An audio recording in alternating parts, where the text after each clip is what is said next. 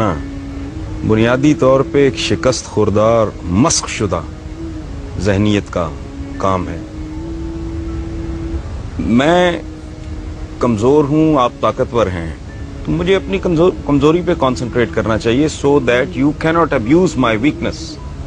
ایک بات. دوسری بات یہ ہے کہ ویسٹ، خاص طور پہ امریکہ کی آپ بات کر رہے ہیں، یہ تو ویسے جمعہ 8 دن کی بات. آپ کی تو ساری تاریخ ہی اس طرح ہے. آپ کی ساری تاریخ ایک دوسرے کی گردنیں کاٹنے پر مشتمل ہے. یہاں میں ایک بات کی وضاحت میں اکثر کرتا ہوں کہ دیکھو، آپ لوگ اگر تاریخ کو مس کریں گے، تاریخ کا کچھ نہیں بگڑے گا، وہ آپ کو مس کر دے گی.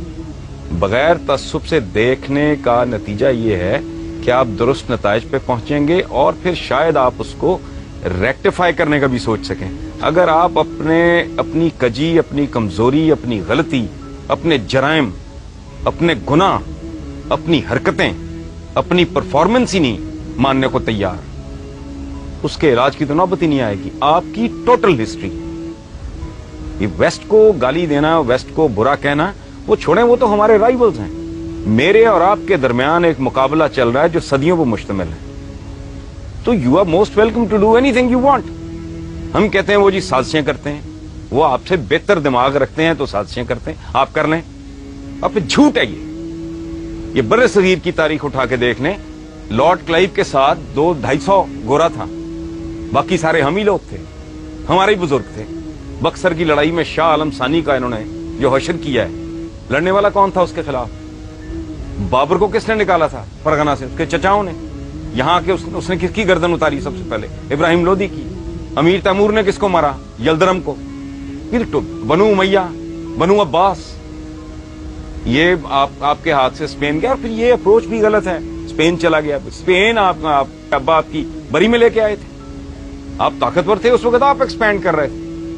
آج وہ طاقتور ہیں، وہ ایکسپینڈ کر رہے ہیں. جب آپ اپنا ورلڈ آرڈر، جب آپ میں سکت تھی، دم تھا، جان تھی، تو آپ اپنا ورلڈ آرڈر امپوز کر رہے تھے. آج وہ کر رہے ہیں. رونا کس بات کا؟ اس کو گالی مت دیں، اپنے گریبان میں جھانکیں. ہمارے پنجابی میں کہتے ہیں اپنی منجی تھلے ڈانگ پھیرو تو انہوں سمجھ آئے. آپ کی ٹوٹل تاریخ، یلدرم پورے یورپ کو اس نے آگے لگایا ہوا تھا. امیر تیمور صاحب یہاں سے روانہ ہوتے ہیں، جا کے اس کا ستیہ ناش کر دیتے ہیں. مغلوں کا دور دیکھ لیں، کہتے ہیں انگریز نے ڈیوائیڈ اینڈ رول کیا. کدھر ڈیوائیڈ اینڈ رول کیا؟ انگریز تو آیا کو جہانگیر کے زمانے میں غالباً. Please correct me if I am wrong. Sir Thomas Roe وغیرہ، اس سے پہلے جو آپس میں ایک دوسرے کی گردنیں کاٹ رہے تھے. تقریباً اس وقت آیا جس وقت بابر آیا، اور انگریز جہانگیر کے دور میں تقریباً اس وقت. ٹھیک ہے، اچھا. اس سے پہلے جو مغل شہزادے ایک دوسرے کی گردنیں کاٹ رہے تھے، باپ کو اندر کر رہے تھے، سگے بھائی مار رہے تھے، شیر شاہ ان کے ساتھ لڑ گیا. یہ ٹوٹل پاور پلے ہے، صدیوں سے چل رہا ہے. محمد بن قاسم کو کھال میں سی کے بش نے بھیجا تھا. عبیدہ بن الجراح کے ساتھ کیا ہوا تھا؟ آپ کے جتنے جنرلز ہیں جس کو آپ اتنا گلوریفائی کرتے ہیں، کبھی اپنے بچوں کو پڑھائیں ان کے انجام کیا ہوئے تھے؟ ان لوگوں کے ساتھ کیا کیا آپ نے؟ کرنے والے کون تھے؟ اب یہ قدم قدم پہ سازشیں ڈھونڈنا، ان میں کیڑے ڈالنا اور لوگوں کو بتانا کہ جی وی آر دا بیسٹ. مجھے ایک اور بات بتائیں آپ لوگ، یہ ینگسٹرز بیٹھے ہیں، یہ غدار پیدا کرنے کا ٹھیکہ آپ نے کیوں لیا ہوا ہے؟ غدار آپ میں ہی یہاں کیوں پیدا ہوتے رہے ہیں، گوروں میں کیوں نہیں ہوئے؟ اس کی وجہ ہے رؤوف صاحب، غدار ایک خاص کلچر میں پیدا ہوتا ہے. جہاں فرد اور ریاست کا مفاد اس طرح ہو جاتا ہے نا، وہاں غدار پیدا نہیں ہوتے. سر تھامس رو نے جہانگیر میں سے اس کے بیٹے کا اس نے علاج کیا، وہ ٹھیک ہو گیا. اس نے انعام کے طور پہ کہا کہ اس کے برابر، اس کے وزن کے برابر، وہ موٹا آدمی تھا، سونا تول کے اس کو دو. اس نے کہا کہ بادشاہ سلامت، مجھے سونا نہیں چاہیے، میری قوم کو اپنے ملک کے ساتھ ٹریڈ کرنے کی اجازت دے دیں. آپ کے پاس یہ وفا 2007 میں نہیں ہے. آپ کے لیڈرز سوئس بینکوں کے کیس بھگت رہے ہیں. کوئی کرپشن کنگ کہلاتا ہے، کوئی کرپشن کوئین کہلاتی ہے. آپ کے ساتھ، آپ کے پاس اپنی بدنصیبی پہ غور کریں، یہ کمٹمنٹ 2007 میں نہیں ہے.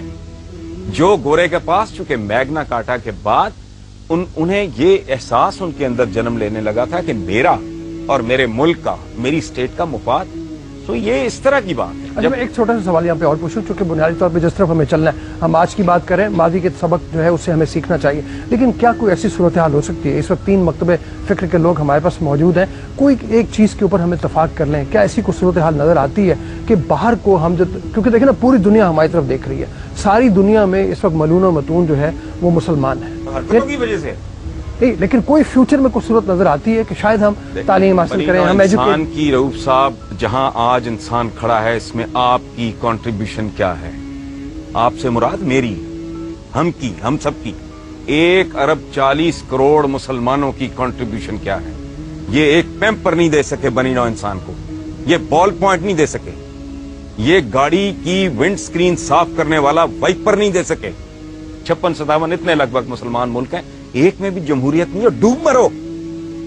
मैं सदियों से एक बड़ा दिमाग नहीं पैदा किया, इस मुल्क में एक बड़ा आदमी पैदा हुआ है, मैं इंटेलेक्चुअली बात कर रहा हूं। ये मुल्क है, सबका है। जिन्ना साहब के स्टेटमेंट्स रिकॉर्ड पे हैं कि हिंदू अपनी जगह, फलां अपनी जगह, उसको आप जो भी लेबल लगाएं, डॉक्टर अब्दुल सलाम, उसको उन्होंने ठुड्डे मार के इस मुल्क से बाहर निकाल दिया। सदियों से एक बड़ा आदमी आपने पैदा नहीं किया। औकात ये है कि एक एवरेज लेवल का, एक आम सतह का दानिश्वर बात करता है क्लैश ऑफ सिविलाइजेशन, ये उसको सर पे बिठा लेते हैं और पूरी दुनिया में डिबेट पे शुरू हो जाती है। क्लैश ऑफ सिविलाइजेशन तो है ही नहीं, ये क्लैश ऑफ फेथ्स है। सिविलाइजेशन तो उनके पास है, आपके पास कौन सी सिविलाइजेशन है? बकरे में पानी इंजेक्ट करके उसका वजन बढ़ाने वाले, अपने बच्चों को नापाक गंदा गलीज दूध देने वाले,